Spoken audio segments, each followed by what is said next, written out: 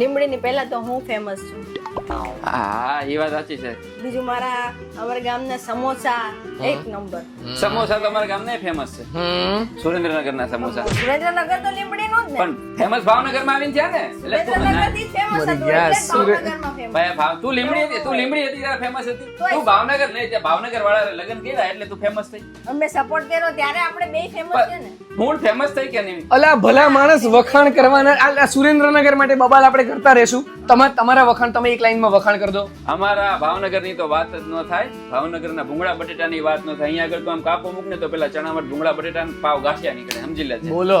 ભલે અહીંયા હું બનાવું છું એના કરતા તો સારા બનાવું. મારા ગામ જેવું તો એક કોઈ ગામ જ નહીં. ત્યાંનો અમારે સરોવરિયા હનુમાન એક મંદિર છે, હનુમાન દાદાનું બહુ જ સરસ છે, ફેમસ. ત્યાંના કાળા દોરા હું જ્યારથી નાની હતી ને ત્યાં સુધી પહેરતી હતી. અહીંયા આવી એટલે મારું ગામ મારા. હું કહી દઉં ભાવનગર વતી ગોળીબાર હનુમાન. બોલો. હા હા. તમને લીમડીનું પાણી ભારે પડ્યું છે? હા બધાને પડશે. તમે કોમેન્ટમાં કહેજો જે લીમડી વાળાની છોકરી લઈ આવ્યો એને ભારે પડે છે કે નહીં. આ તો મારી વાત છે. ખોટી વાત છે, ખોટી વાત છે. તમારી સામે જ બેઠા છીએ.